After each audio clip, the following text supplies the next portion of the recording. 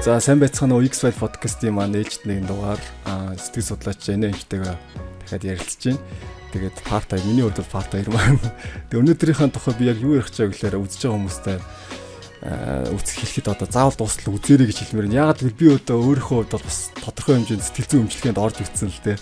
Тэгээд Энээмтээр орсон. Тэгээд би ч нэг юм өөр төсөөлттэй байсан юм аа. Тэгээд сэтгэл зүйн эмчилгээ гэхэр чи одоо нөгөө стил золонгоо тарчаал гэдэг шиг очоод золонгоо яриад тэгэл нөгөө тийм маань сэтгэл зүйч ингээд сонсож байгаад л нэг юм за чи одоо тийх хэвээр гэдэг л нэг тийм кино дээр үзсэн ч юм уу те нэг тийм хуурчлал ойлголттой байдаг байлаа л да. Гэтэл тэр чиг бодтой дээр айгу өөр идэм байх.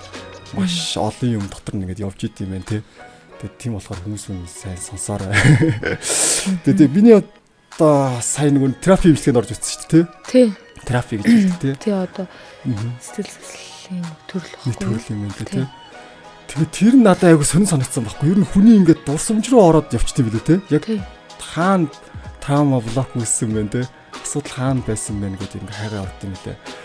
Тэр дотор ч их юм өрөнд юм байл. Яг кино шиг л үйл явдал болж байгаа юм л да тий. Тэгээд надад хамгийн сонир санагдсан юм юу вэ гэхээр тэр нэг тэр хүний одоо яг мэдээ үзэгчд маань сайн ойлгохгүй магадгүй л дээ. Яг би энэ талаарыг ерөөсөй ойлголт төрсөн байхгүй тий. Үзэж байгаа хүмүүст яг сайн ойлгож идэхэд яг ингээд миний дурсамж руу ингээд яваад орчин.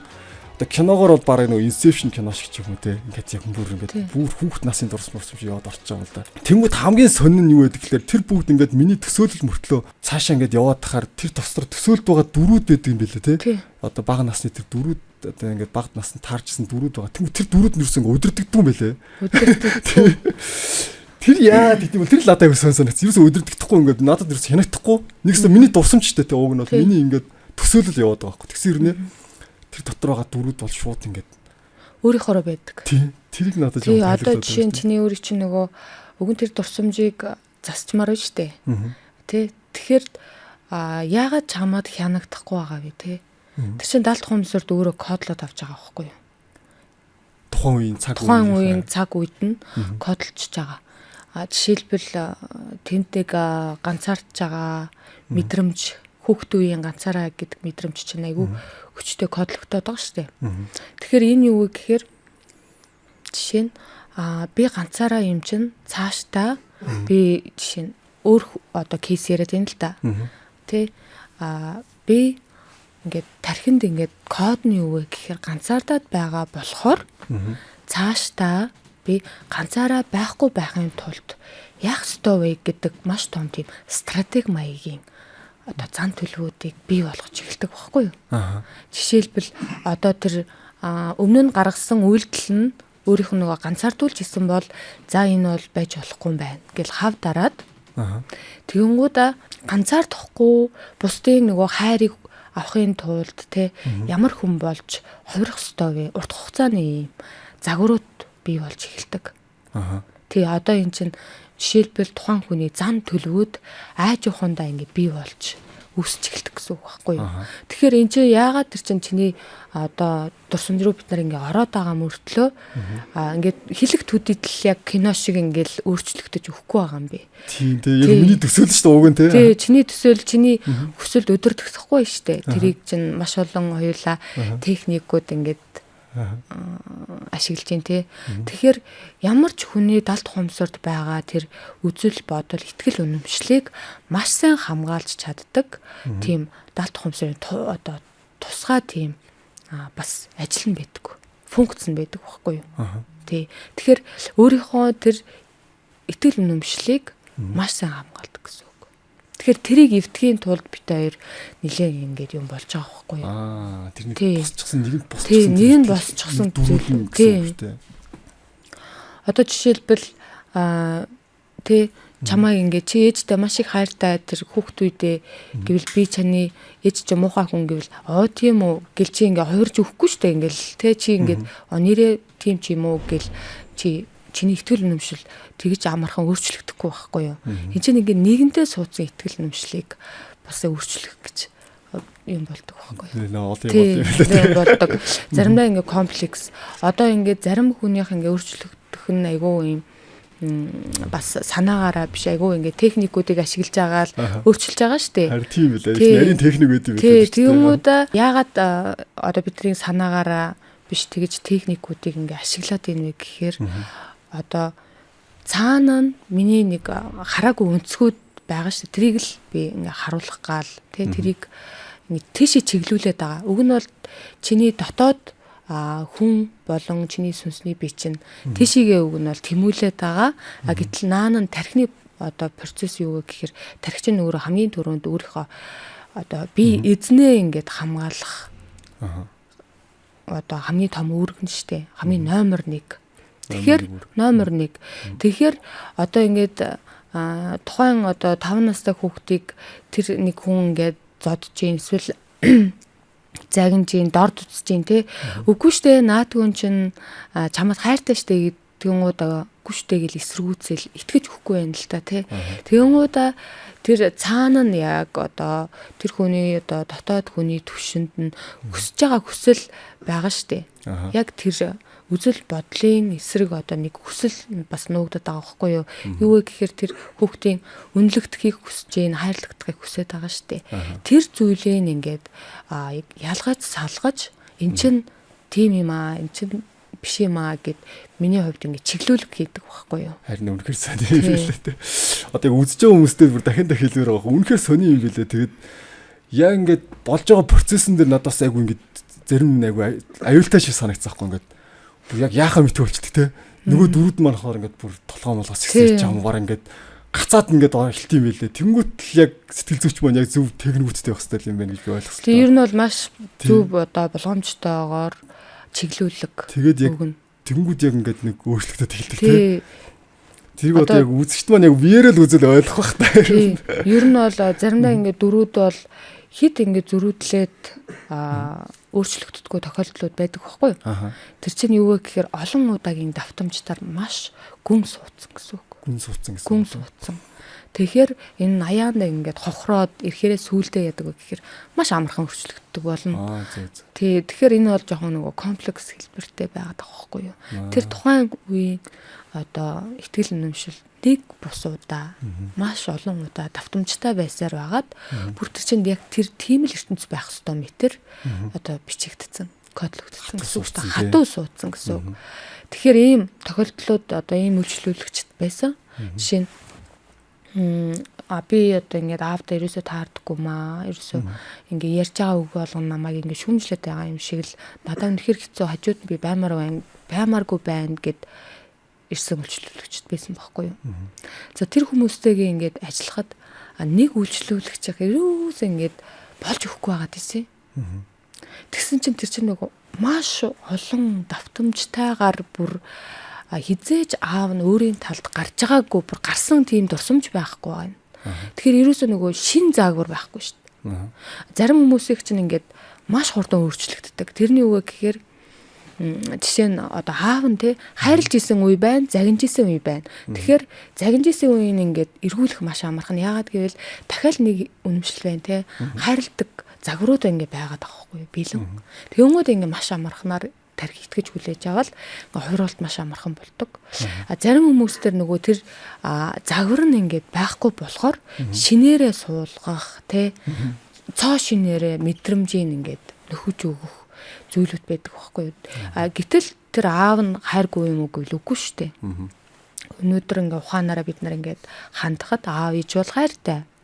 Тэгтээ тэднийг илэрхийлж байгаа арга барил нь өөрөө зүв биш арга байсан. Яагаад гэвэл өөрсдийн үзэжсэн зүйл нь тийм байхгүй юу. Тэд нар өөрсдийн тархинд байгаа мэдээллээр л хүүхдүүдийг хамгийн сайнаар хүмүүжүүлж байгаа хэлбэр нь тэр. Тэгэхээр ерөөсөө аав ээж юм бол буруу байхгүй. Тэгэхээр аав ээж болохоор өгөх ёстой юм би хамгийн сайнаар өгчлөө гэж ингээ яваад идэг. Гэтэл тэр хүүхд үедээ 70 тухамсарт бол тэр бол маш гүн суучдаг. Тий, зарим хүмүүсийг бүр ярих төдийдл маш ингээд амархан солигдоод иддэг хүмүүс ч байна. Тий. Жишээлбэл ихэнх хөвлөдээр очлоо гэд кодын тайлцахаараа ингээд дэшиг ерөөсөл бүх турсамж нь ингээд гэрэлтсэн байж идэг жишээ нь. Тий. Зарим хүмүүнийх чинь өөрчлөгдөж өгдөггүй тохиолдлууд байдаг байхгүй юу?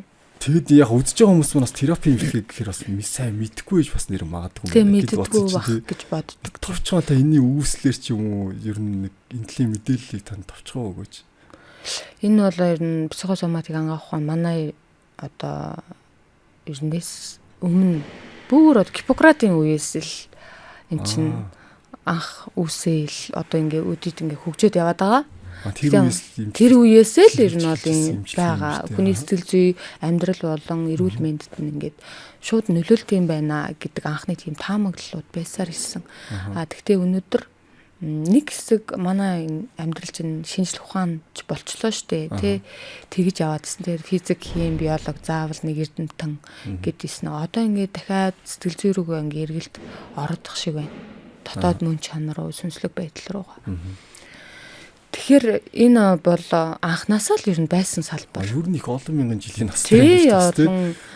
Миний хөөчлөө саяхан мэдчихлээ байна. Бид нар одоо яг амьдрал дээр бодитоор одоо хэрэгжүүлж эхэлж байгаа одоо баггүй түүнээс анхнаасаа. Тэгээд яг миний имтхиний нөлөө бол бас гайхалтай юм билээ л дээ. Одоо ингээд жишээ одоо өөр төр ярихаар ч одоо магадгүй хүүхдээ хат байсан нэг жоохон эвгүй хүн санагддаг байсан дурсамж мурсамж ингээд өөрчлөгдсөн байгаа байхгүй яг нэг чиний нэг ингээд яаснаар ингээд хурцсан тий хувирчдаг бодонгууд ингээд нэг юм хөнхөн байсан ч шиг тий одоо ингээд бодонгууд өмнө нь ингээд хүнд юм шиг санагддаг мэдрэмж ингээд хэврээ байвал дараа нь тэрийг ингээд хоёулаа ингээд засны дараа ингээд эргээд бодоход тэр бол байдаг л нэг тусамж болоод үлдчихдэг тий нэрэж ингээд нэг яг заснараа байсан ч юм шиг ингээд санагдаад байгаа байхгүй тий заснараа байсан юм шиг л санагдна яагаад гэвэл тэр чин тэр суусан гүн ихтгэл үнэмшлийг ингээд хургаад өгсөн байгаа болохоор тэрийг ингээд тэр чин дахиад ингээд шинээр итгэж хүлээж авсан штэ тий яг үнэндээ тэр хүлээж авах хэвээр мэдээлэл нь хувиргалт хийсэн мэдээлэл байх хэрэгтэй байхгүй одоо жишээлбэл чинийх ч нэг өвгөө болон чи хоёрын хоорондын дурсамжн дээр байсан штэ тэгэхээр угаасаа өвөө эмээгийн дурсамжтай хүмүүс дандаа ер нь тийм өвөө эмийн нар дандаа нөгөө ер нь шүүмжлэгч нар эсвэл нөгөө хид эрхлүүлэгч нар байд юм байна нөгөө дундыг баримталж чаддгүй гэх юм уу дээр тий эсвэл ингээ хит ингээд эрхлүүлж ийсэн аа ингээд шүүмжлэл явцдаг ингээ шүүмжлэхтэй бүр байхгүй болтол нь шүүмжлэлт юм байна. Тэр нь бол хүмүүсийн дурсамж руу ингээ ороод үцгээд тэрийг ингээд өвөө эмээ гэдэг утгаар нь аав ээжээс нь илүү одоо хүүхдүүд хүн дээр ингээд хүлээж авт юм байна. Одоо чи ганцаараа биш. Ер нь бол эмээ өвөөдөө гомдсон хүмүүсийн жоохон хүнд байдаг. Тэгээд нөгөө юу яагаад гэдэг вэ юу? Яг нөгөө өөрийнх нь санснаар нь дурсамж нь бас өөрчлөгдөж өгдөггүй бас амархан. Харин тийм биш үү юу тий. Тэр дотор ч яг их зөрчил болд юм байлаа. Ерөөс кино гэж бодчих балаа тий. Киноны үйл явдлаа өрнж байгаа юм шиг л киноор Inception кино шиг юм байлээ л дээрээс. Яг ингээл юу сон юм болоод өрнөд өгдөг тий. Тэгээд бас нөгөө дахиад нөгөө яриаг ороо тий. Биш нөгөө сэтгэл зүй гэхээр яг золонгол яриад байдаг гэж бодсон чи. Тэнгүүч одоо ингээд бас айгүй олон ийм тасгал техникүүд байд юм байлээ тий. Би бас тэрийг ингээд заримыг ингээд авч утсан тэгээд бүр зарим тэр тасгал надад бүр үнэхээр сэтгэл үлдээсэн байхгүй. Шинэ тэр чухал зочин ингээд нэг тасгал байсан шүү дээ. Тэр бүр ингээд үнэхээр гайхалтай. Тэгээд ийм тасгалуудыг ер нь хаанаас ингэж ер нь түгээд юм бол ер нь айгүй угаасаа айгүй туршилтаар батлагдсан тасгалууд байх шиг байлаа тий. Тэг affirmation гэдэг тэр нэг бас нэг ятгадаг нэг өөрийгөө ятгах тасгалууд байсан шүү дээ. Тэрийг бас нэг тодорхой хэмжээнд яриад өгөө шүү дээ. Ер нь бидний одоо тарих чинь итгэвдгий байхгүй юу? За яг хоо миний аналитик тарих бол ингээд шүүмжлэгч итгэхгүй байж болно. Тэгтээ цаанаа итгээд идэг. За нэг жишээ хэлэхэд биш үү? Бид нар ингээ киног бол зөвхөн жүжиглэлт гэдгээ мэдж байгаа шүү дээ. Тийм дээ. Мэдээд байгаа мөртөө тэрийг ингээд итгэж үзээд идэг шүү дээ. Тэр чинь ингээ алуулж уйлаа. Эсвэл аимшигтай кинон дээр айгаад байна. Өөр ингэхгүй. Энэ юу вэ гэхээр миний тарих итгээд байгаа байхгүй юу? Тэгэхээр орж ирсэн мэдээллийг даалт ухамсарвал шууд утгаар нь хүлээж авдаг. Тэгэхээр харин тийм байх шиг байна. Нэг юу одоо нэг за төр уучлаарай. Терапи хэмжлэгэн дээр яг надад тийг санагдсан байхгүй юу? Даалт ухамсар өөрөө нэг тийм яг лог биш яг зүгээр нэг юм мэдрэмжээр явдаг юм. Тийм мэдрэмжийг тэр чин голчлон хүлээгээд аваад идэг. Тийм. Тэгэхээр одоо жишээлбэл тэр дасгалуудыг яриад ин тий чухал хүнтэй болзоо гэдэг дасгал ч чинь тийм хийгээд байгаа чинь тэр чинь тарих бол тэрийг хүлээж аваад үнэхээр өөртөө ингээд гоё мэдрэмжтэйгээр бичээд авах юм бол тэр чинь ингээд шууд кодлогдоод чиний амьдрал чинь яг тэрүүгээр нь өрнөж эхэлдэг. Тий одоо ингээд тархины бидний ингээд одоо ингээ хүмүүс хийгээд юм л да торины дасгал гээд. Тийм толны дасгал. Тий, торины дасгал эхлээд ингээ торин дээр хараад би ч хамаад хайртай чи хөөхөн гэл ингээ ярихад миний үйлчлүүлэгчд хэлдэг байхгүй амар нөгөө эвгүй санагдаад идэг худлаа юм шиг дотроо ингээ эсэргүүцээд юу солиороод байгаа юм бэ гэл өөрөөсөө яриад гэл тэгдэг. Гэхдээ эн чин 2-7 хоног 3-7 хоногийн дараа итгэдэг байхгүй юу? Цаана шал өөр орчдөг юм лээ. Өөр орчдөг. Яагаад ингэж хэлмээр юм гэхээр тэр надад нөгөө нэг тэр толны таслаас гадна нөгөө нэг ингээд нөгөө нэг бас нэг өөр төсөл байгаадсэн шүү дээ. Тэр нь яагаад надад тэг санагдсан гэхээр би одоо бас гадаад модод ажиллаад явдаг л байсан. Тэр үед ингээд бас өөртөө нөгөө нэг зарим зүйлийг нэг ятгах амар хэлэх гэж оролдог гэсэн юм байна. За тайвшир мавшир ч гэдэг юм уу те. За чи чаднаа маднаа ч гэдэг юм ингээл амар олон ингээд гой үгийг өөртөө хилээд байгаа ч гэсэн ордог байсан байхгүй. Яг л ингээд нэг будлаа ингээд өвччээд байдаг. Тэнгүүд яг тэр нөгөө нэг заасан техникийн дагуу одоо ингээд дасгал хийж байгаа шүү. Тэгэхээр хүлээгээд аваа тийм. Тэнгүүд аягүй сонирн. Би наана юу гэж бодох нь хамаагүй. Цаана ингээд орчдөг. Хүлээгээд аваа. Тийм бүр аягүй сонирн. Тэгэхээр энэ бол ингээ арга техникүүд тийм билээ. Арга техник байд юм билээ тий. Тэгээ одоо яг тэр дотоод хүнийг итгүүлэх гээл дотор хүнтэйгээ ажиллах гэд яваад идэв шүү дээ тий. Тэрний хав гэл авдаг. Наана юу гэж бодох нь хамаагүй тий. Би наана барыг шоолж болох нь тий. Шоолж инээж шүүмжилж байгаа чинь хамаагүй. Тэрийг өөрөө хүлээгээд авчвал тэгэл болоо. Тэрүүгээрээ гоё явцдаг байхгүй юу? Тэг би бүр харин гайхсан байхгүй. Пүүх ямар гоё юм байж байгаа. Тий. Тэгэхээр харин яг үзэж байгаа хүмүүстээ дахиад нэг хэлчихье тий. Яг мэрэгжлийн сэтгэл зүйчлэлээр нь хандмаар юм билээ хүн гэдэг чинь юм тий. Тэгээд яг ингээд бод байдал нөгөө хүлээлтээс мань илүү байд юм байна гэж би амар ботсон. Ер нь одоо би нэг сэтгэл зүйчд хандан гингүүч нэг юм ялангуяа ирчүүд бид нар тийм тэг байдаг байхгүй. За нэг сэтгэл зүйчд очиад тэгэл нэг юм би нэг золонгоо яриад те нөгөө өмөө нэг юм хилээ зэгээд заа нөлөөлөх ч юм уу гүүч юм уу гэл ингээд амар олон бодол эртөөний дотор өрнөд байдаг. Гэтэл яг ингээд яваад ч юм шал өөр техникүүд бүр ингээд тухайн үнийг бүр дотроос нь ингээд өөрчлөлт юм байна. Тий, одоо хүмүүс ингээд боддог юм шиг байгаа юм. Жишээ нь надаа ихэвчлэн эмэгтэйчүүд ороод байгаа шүү дээ. Нөхрөө бас оруулмаар байдаг. Нөхөр нөгөө өвөнд нь орж өгдөггүй. Тэгээ яах вэ гээл тэгээд идэг байхгүй юу. Тэгэхээр нөгөө эрэгтэй хүмүүсийн нэрэл ойлголт нь шүү дээ. Өөрийнхөө нөгөө сулдаалыг нэг эмэгтэй хүний өмнө тэ ирээл яриад би тэрийг сонсоод ерөөсөө би сонсох шаардлагагүй. Тэрийг надад ярих ерөөсөө шаардлагагүй байхгүй юу. Зүгээр надад нэг л өгүүлбэр хэлэгдэл болж байгаа байхгүй юу. Зүгээр л ирээл миний ерөөсөө ажил бүтэхгүй байна гэл хэлчихтэл би. Тэгэд ирэхэд шал өөр техник ажиллаад ихтэй. Тий, тэгэнгүүт ерөөсөө тэр хүний өнөөдрийн амьдралын тэр болохгүй байгаа зүйл нь биш байгаа даа. Миний нөгөө арга барил чинь шал өөр тэр даалт хумсарт нь тэр яагаад ажил нь ингээ бүтггүй байгаа шалтгаануудыг хайж эхэлдэг байхгүй юу? Шал өөр тий. Тий, тэгэхээр чи тий одоо өнөөдөр тэр их нартай юу гэж хэлсэн, их нар нь юу гэж хэлсэн тэр хэрүүл маргаан нь бол ерөөсөө асуудал биш. Яа.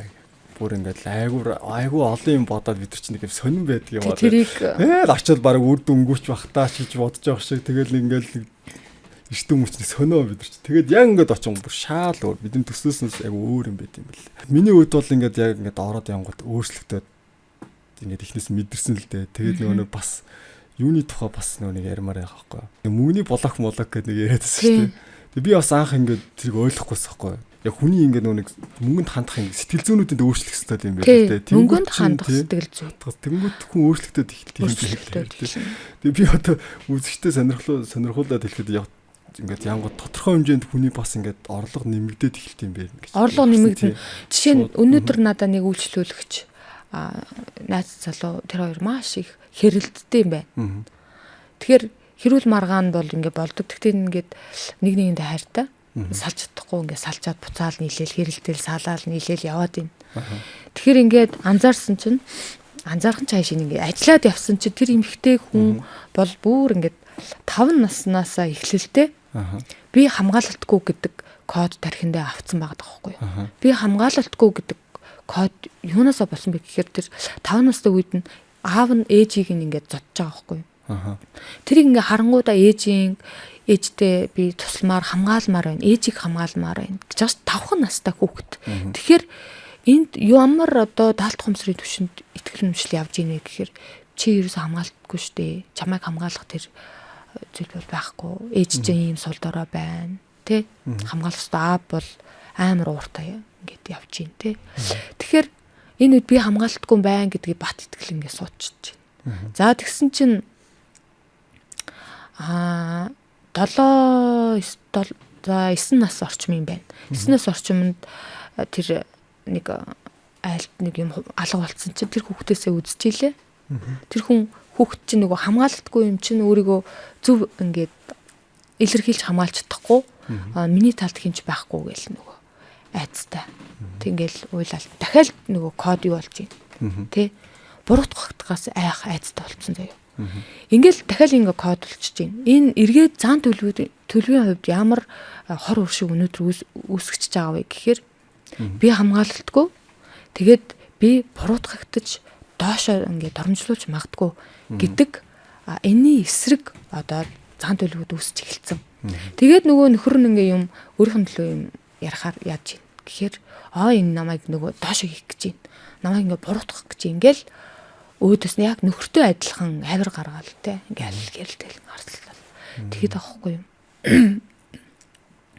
Тэгэхээр энэ юу вэ гэхээр би хамгаалалтгүй юм чинь тэр эмэгтэй хүн те би өөрийгөө л хамгаалах ёстой гэд нөгөө хинээс надад тусламж байхгүй те эр хүний одоо тэр хамгаалалт тусламж гэдэг зүйл далд хумсрын төвшөнд байхгүй байна. Гэхдээ дотоод хүн дотор зүрх нь бол тэрийг хүсэж байгаа. Хайрлагдахыг те хамгаалагдахыг хүсэж байна. Гэтэл тэр үйл ухамсарлахуугаараа дандаа нөгөө юу хийгээд ийнэ вэ гэхээр бүх зүйлийг ингээд өөрөө хийгээд байгаа байхгүй юу? Өөрөө хийгээд тэгээд тэрэндээ эргээд нөгөө ядраад тэгэл хэрүүл болоод идэг. Тэгсэн чинь нөгөө нөхрийн мессеж чинь яг л нөгөө энэ кодныхоо төстөө тэр эмэгтэй кодтой кодыг ингээ яриад байгаа байхгүй чи ингээд хүнд ингээ итгэдэггүй чи болохоор тэг эрэгтэй хүн шиг байна тэ ерөөсөө надтай зөвлөлдөггүй өөрийнхоороо чи яач ч магадгүй чи ер нь бол намайг хачиж магадгүй ер нь бол миний хэрэг чамд байхгүй гэдэг баян юм хэрүүл болд юм байна. Тэгэхээр энд юу болж ийн вэ гэхээр дахиад нөгөө мөнгөний асуудал ч бас ингээ давхар өрнжидэх байхгүй юу? Харин тийм л. Тэгээд яг сони юм бил надад нэг сонин санагдсан юм гэсэн байхгүй. Би яг ингээд таны одоо пэйж мэж дээр ингээд тань тавьцаад шүү дээ үйлчлэгчнэр чинь те. За ингээд тань дээр ингээд ороод ясны дараа миний альбом төвшөөл дэвшлээ те. Би одоо ийм орлого маань ингэж нэмэгдлээ гэд би яах ингээ ойлгох гэсэн юм. Одоо тийм юу яагаад тэгээд одоо ямар лам биш те гэж би бодчихсон зүгээр яг нэг нөгөөлхөд те. Тэнгүүд өөрөө ингээ ороод яасан чинь дараа миний хувьч гэсэн ингээ амар өөрчлөлт гарсан байхгүй юу. Тэгээд хүмүүс яг үзэж байгаа хүн бас итгэмээргүй сонсогдох багт ямар ч гэсэн ингээд хэдэн өөр ингээд шууд өөрчлөлтөд ирж байгаа байхгүй орлого. Тэнгүүд би өөр аим гайхсан байхгүй энэ яагаад ингэж байгаа юм бол нэг бодлын ингээд нэг сэтгэл зүйч нэг санаад эд шидэм шиг санагцсахгүй. Тэг яагаад юм бол гэж бодсон л чи харин нэг далд хумсартай холбоотой гэдэг. Тий далд хумсартай холбоотой. Далд хумсар дотор мэдээлэл их мэдээлэл явж байдаг. Тэр жоох яриадаг байж тхөө тий.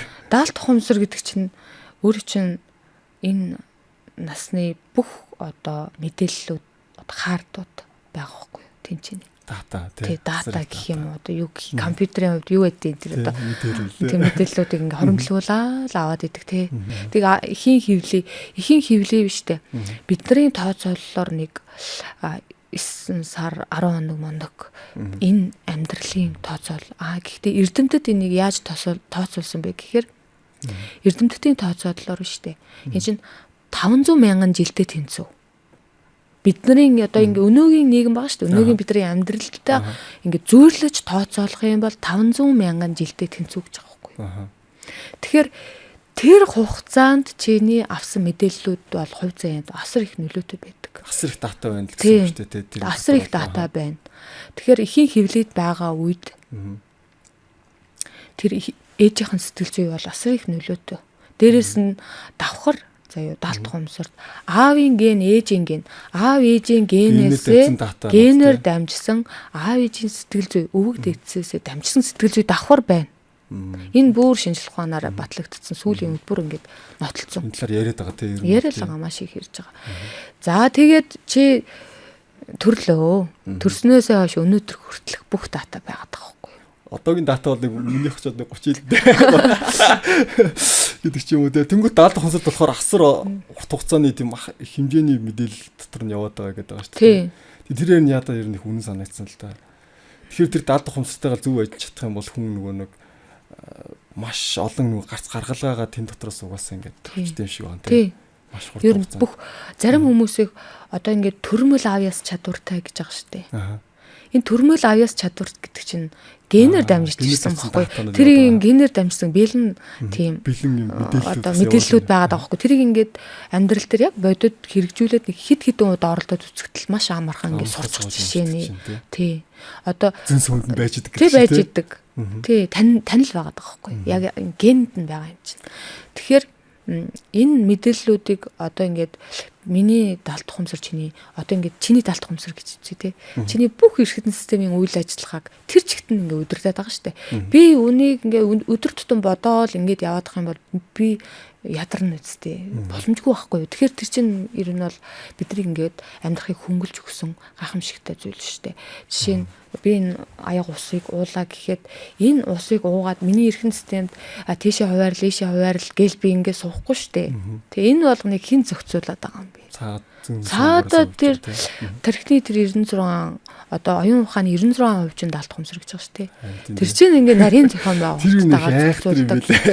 Тийм. Юу санаанд оронгуул юм байл л дээ. Тэгээд би нөгөө нэг боддог басахгүй. Хүн нөгөө нэг дандаа ийм сэтгэл зүйн асуудалтай болсон хүн л нэг сэтгэл зүйчдэр очдог гэж бас бодож болохгүй юм байлээ. Нөгөө нэг тийм биш. Яг тэр асар их дата байгаа тэр далд тухамсраа ер нь өөртөө ингэж холбож өгөх. Өнөөдөр хийх юм байл шүү дээ. Сэтгэл зүйчдэг чинь. Надаа ингээд байнгын одоо ингээд сэтгэл зүйн асуудалтай л хүмүүс ирээд гэж ойлгодог үгүй байхгүй юу? Энийг ингээ ойлгоцсон хүмүүс байдаг.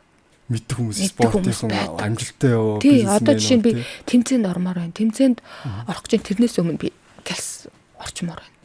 Гэлс орчмоор. За энэ дээр та нартай яриад өгөө. Тий, одоо би тий, одоо би маш том төсөл хэрэгжүүлэх гэж байна. Энэ төслийг би одоо хэрэгжүүлэхээс өмнө хүмүүстэй уулзна. Тийм болохоор би гэлс тантай уулзмаар байна. Одоо яаралтай цаг гэдэг байхгүй юу? Нууцтаас өмнө амжих хэрэгтэй байлоо. Одоо би тэгэнгүүтээ тэр бүр ингээд 3 жилийн дараах байдалд өөрсдөө бэлтгээд байгаа хүмүүс ч байна. Одоо 3 жилийн дараа би жишээ нь одоо тэгэх болно, ингэх болно гэд өөрийгөө өнөөдөр бэлдээд байгаа байхгүй юу? Тэр зорилго руугаа юу? Зорилго. Тэр зорилгыг одоо хийх нь тодорхой гэдээ бүр шийдсэн хүмүүс байгаа даа шүү дээ. Гэхдээ маш хурдан хугацаанд ингээ харизмтайгаар тэр төслүүдийг хүмүүстэй ойлгуулж итгүүлж чадах чадвар авьяас гэдэг зүйл чинь бас тустай зүйл байхгүй юу энэ чинь? Өчигдөр заяа нэг хүнтэй 50 хэдтэй хүнтэй би энэ талаар ажилласан. Тэр хүмүүсийн одоо даалт тухамсартай холбогдоод 9 үеэс ирсэн аюус чадваруудыг тодорхойлоод одоо ингээ миний ярьж байгаа юм ингээ үлгэрийн юм шиг байдаг мөртлөө хүмүүс өөрсдөө ороод үзгээд бодит гэдэг юм мэдэрдэг. Тийм ер нь эргэлзгээ болоод байгаа л та. Одоо ингээ тийм иймэрхүү юм ярихаар бас нийгмийг хүлээж авах цаг нь болоогүй юм байна гэж ойлгосон юм бол тийм. Тэгэхээр тэр эмгтэй байсан байхгүй юу? 5 үеийг хүртэл бид нар явсан. 5 үеийг хүртэл яваад тэр 5 үеэс авсан авьяас чадвар болон сайн эерэг зан төлөвүүдийн байдлуудыг нь тодорхойлж чадсан байхгүй. Тэгээд тэрийг эргээд идэвхжүүлэх бүрэн 100% амьдрал дээр нь хэрэгжүүлэх гэдэг зүйл бас хийгдсэн байгаа. Тэгэхээр энэ юу вэ гэхээр тэр хүнд ингээ нуугдмал талт зүйлүүд байгаа шүү дээ. Өвөг дээдсээс нь 5 үеийн ингээ бид нар 5 үе одоо 9 үе дараа нь 4 үеийн ингээ үлдчихэж байгаа байхгүй. Тэгэхээр тэр хүн маш том зорилготой хүн. Одоо манай Монгол улсад маш том зорилготой хүн байгаа. Тэгэхээр тэр хүн тиймэрхүү юм хийлгүүлээл байгаа. Оюун ухааны тухай ингээ ном уншиж байхад нэг байсан байхгүй. Угаасаа хүний тэр даалт тухамсарч гэдэг юм уу, сэтгэлч гэдэг юм уу, энэ ч өөр ингээ олон мянган жилийн настай гэдэг угаасаа би нэг сонсчихсан байхгүй. Тэгээ энэ чинь өөрөө асар олон юм дата бидний мэдэхгүй мэдээлэлүүд нь явж идэг гэдэг. Яг эрдэмтдээ ярьж байгаагаар 400 жилийн настай бид нарт даалт тухамсрын юу баг шүү дээ. Тэгээ энэ тухай судлахад ч гэсэн чинь нөгөө нэг зүгээр яг нэг лог юу яваад болохоос нэг сэтгэл байдгүй. Тэгээд сэтгэлийн нэг уус хийж чадахгүй гэдээ ярьж сонсчихсан байхгүй. Тэгээ яагаад сэтгэлийн хийж чадахгүй гэхэл сэтгэл гэдэг чинь өөр айгу олон тий сая жилийн настай тий энэ чинь өөр ингээд маш аажмаар бий болсон зүйл болохоор юм маш нарийн бас дотор нь дата явж идэг гэж ярьжлээсэн. Тийм тал ер нь холбоотой байна гэдэг зүйлүүд энэ ойлгоод байгаа юм тий. Ерөөдөө өөрөө би ингээд сэтгэл зүйн бас нөгөө нэг эмчилгээ аваад үзэнгүүт оо эн чинь яг иймэрхүү юм яваад байгаа юм байна да. Тэгэд үр дүн гайхалтай угаасаа тий. Одоо жишээлбэл одоо хоёрхан юмыг ярих ухаан болон ухаалаг байдал хоёр чинь шал өөр хоёр зүйл байхгүй юу? Яг ингээд нарийн судлангууд. Ухаалаг байдал болон чиний ухаантай байдал хоёр өөр. Жишээ. Энэ хоёрыг нарийн судалж агаад хэрвээ тухайн хүнд ухаалаг байдал нь дутуу хөгжсөн бол энийг ингээд идэвхжүүлж болдог байхгүй юу? Засаж болдог. Ухаалаг байдал гаргаж чадахгүй байдлаасаа болоод хүмүүс бас алдаад идэг. Жишээ нь энэ бол ингээд чад дараалалтай байдаг юм бол энэ ухамсарын төвшин чинь тий. Тэгэхээр ингээд хөгжүүлээд иж болдог байхгүй юу? Тэгэхээр бидний майнд ч юм бисэн мэдхгүй юм зөндөө байд юм байлээ. Техник механик дасгал гэсүүлээд. Тэг би бас нэг сонсч ирсэн нөгөө бас нилээ ингээд аим бизнесмен, амжилттай бизнесмен. Тэгээд нөгөө нэг хангуул тийм аим өндөр амжилттай явж байгаа хүмүүс трама баг байдаг гэдэг. Трама баг байд юм байна. Тэрийг жоохон дэлгэрүүлээ гэдэг байна. Одоо жишээ нь хэрвээ өнөөдөр тий бидний амьдралд болж бүтэхгүй зүйл их байвал ингээ хичээгээд идэг өдөр шөнөгүй ажиллаал идэг ядраал яваад идэг тий. Энэ далд хумсарт байгаа мэдээллүүд нь ихвчлэн сөрөг гэсэн үг. Сөрөг. Ер нь бол арын төлөвний ингээ хам шинж гэж ингээ ярихад өнгөрсөнд миний амьдралд юу болж исэн бэ? Тэ миний тархинд тэр ингээд ирээдүйд ч гэсэн тийм байх ёстой юм шиг л ингээд циклээр яваад идэг байхгүй юу? Давтагдаад идэг 98% давтаал яваад идэг. Тэгэхээр өчигдөр би юу хийсэн өнөөдөр заавал тэр их юм. Яагаад гэвэл энэ чинь бэлэн байгаа зүйл юм чинь. Тэрийг амархан болохоор тэрийг хийгээд идэг. Тэгэхээр үндсээр нь засахгүй л нэг алдаагаа давтаад байдаг шиг. Тэгэхээр энэ одоо нэг алдаатай нэг програм яваад байгаа шүү дээ. Энийг ингээ барьж аваад засаад өгөх хэрэгтэй.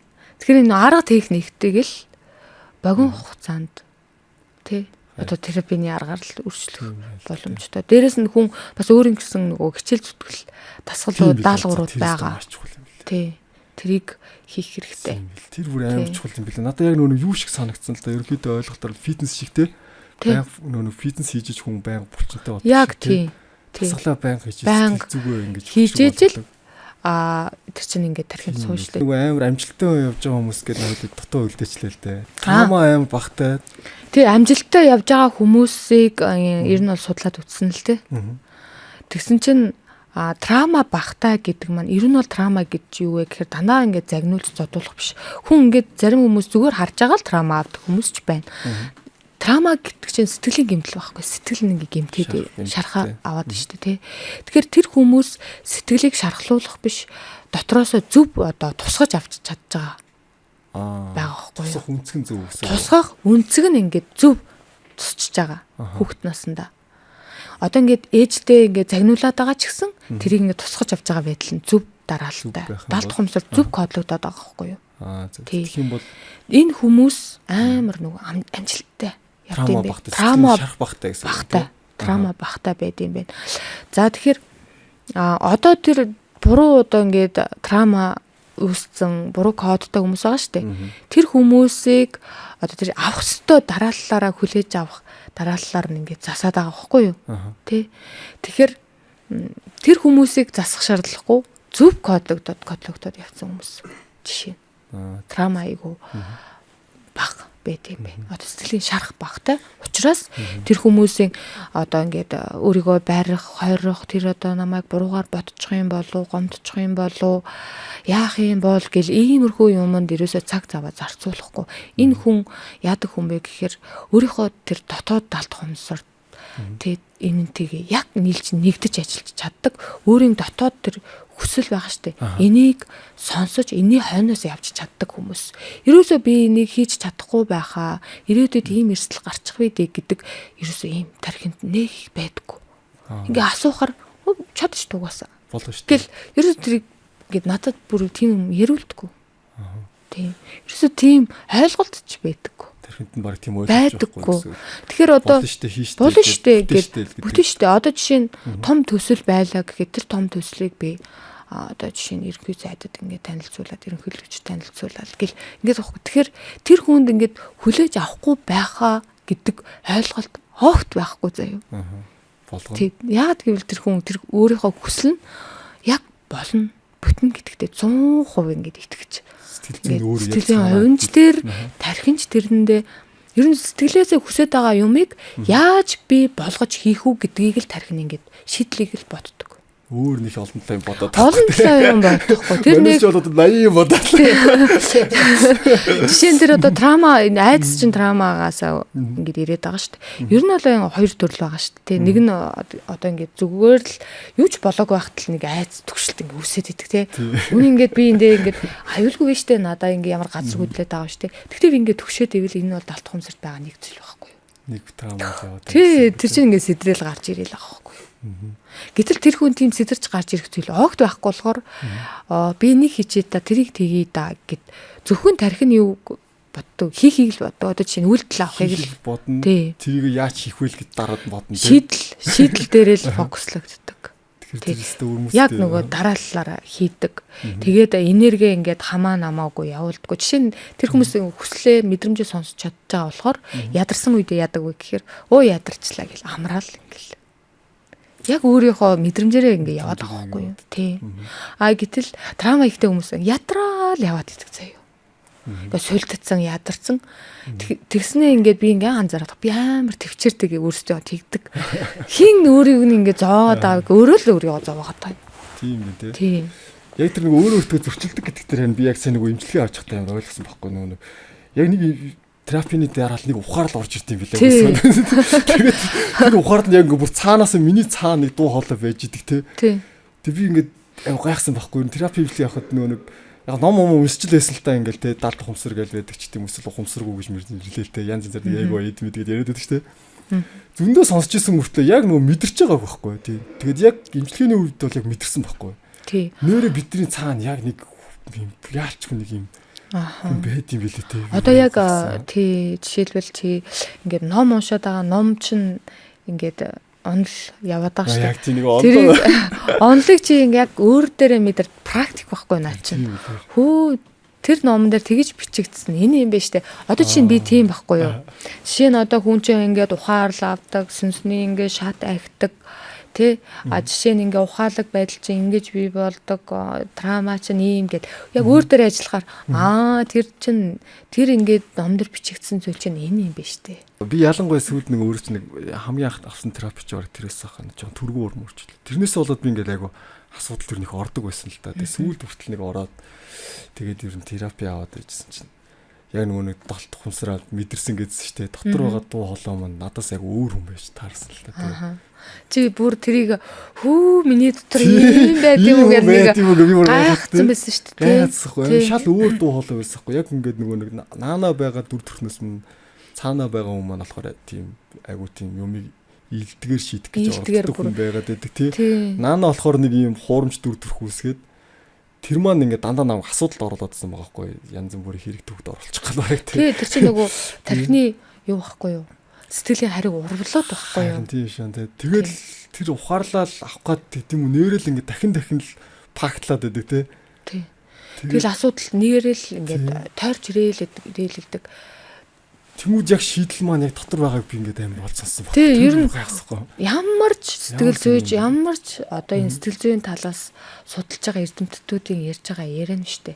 Чи өөрийнхөө дотоод ертөнц байдлаа өөрчил. Тэгвэл гадна ертөнц бол өөрчлөгдөнө. Өсөг өөрчлөх. Хүсээгүй. Тэр бүр яг чиний тэл байхгүй. Асуудал дотор л байгаа гэдэг нь штэ. Чиний далд хумсарт байгаа мэдээллүүд чинь дандаа эерэг байх юм бол чиний амьдрал бол үнэхээр гайхалтайгаар, аз жаргалтайгаар чиний хүссэн хүсэл болгоно ер нь бол ингээ биелэгдэнэ.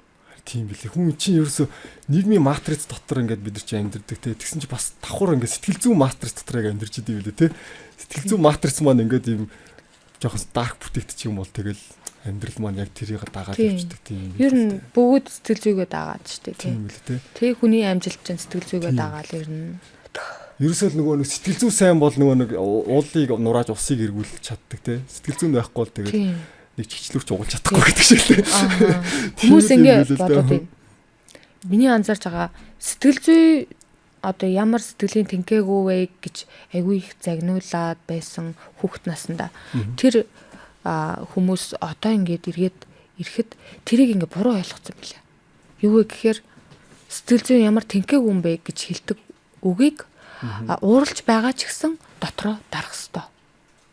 Ер нь бол мэдрэмжээ битгий гаргах хэвээр юм байна гэдээ ойлгочтой юм байна. Үгүй байхгүй юу? Энэ бол маш буруу ойлголт. Тий. Тэгэж одоо буруу ойлгосноосоо болоод сэтгэлгүйгээ ингээд улам ингээд яаж юм хөндрүүлээд байна. Сэтгэл санаа амар амгалан байдал яг үнэндээ сүнсний шат ахих тусам гоё болж идэг. Сэтгэл санаа чинь амар амгалан бол чиний тархич нь өөрөө яадаг вэ гэхээр амар амгалан биш. Зүгээр л ажил дээрээ төвлөрөөл яаж сайхан амьдрах уу гэдэг дээр л төвлөрөөл ажиллаа хийгээл явна. Сэтгэл санаа чинь амар амгалан биш тогтворгүй байх юм бол чиний тархи амархгүй.